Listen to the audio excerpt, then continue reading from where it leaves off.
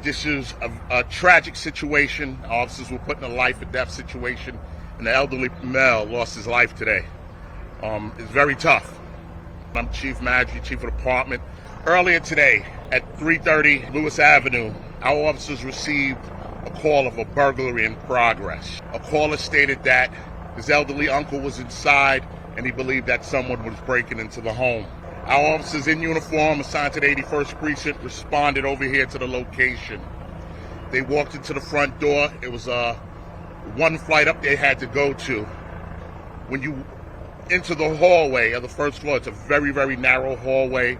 There's 4 apartments, 2 to the left, 2 to the right, and the doors are not flush. The doors are recessed into a smaller hallway that you have to walk into. Our officers, and this is based on observing their body camera, they went upstairs, they looked around at all 4 doors, they knocked on the apartment in question.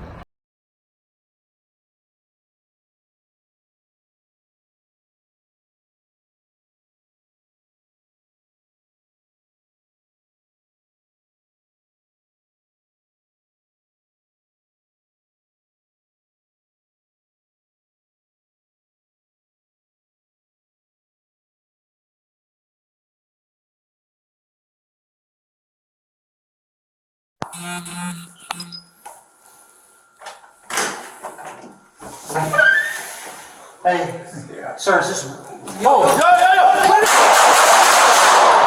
Shit! Oh my God! Shots fired! Shots fired!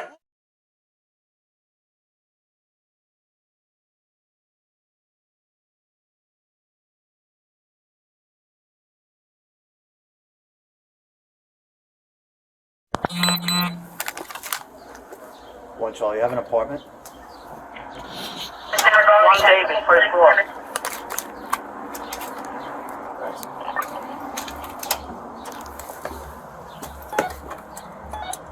That's a tiny first floor. Ignoring everyone but... Oh! Police, please. Who is it? Who is it? Let me get that call. Look at that call. Hello? That's work. Who is it? Good.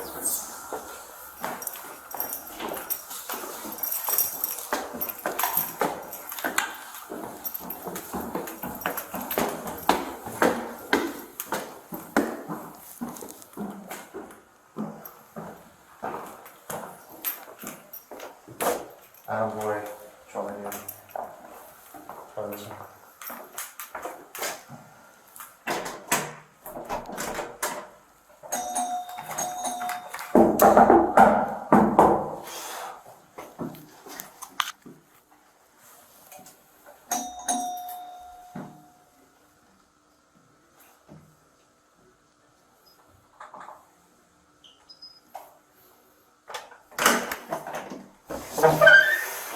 Hey, sir, is this... Yo! Oh my God! Shots fired! They knock on the door. A male opens the door. He opens the door partially. His body's turned to the side. His left hand is down to the side of his body. The male starts to raise up his left hand and he has a firearm in his hand. Officers observe the firearm. They start yelling no. They start retreating. The male raises the firearm up and actually steps out the apartment with the firearm pointed at the officers. The 2 officers both discharged their weapons. The male was hit numerous times in the body.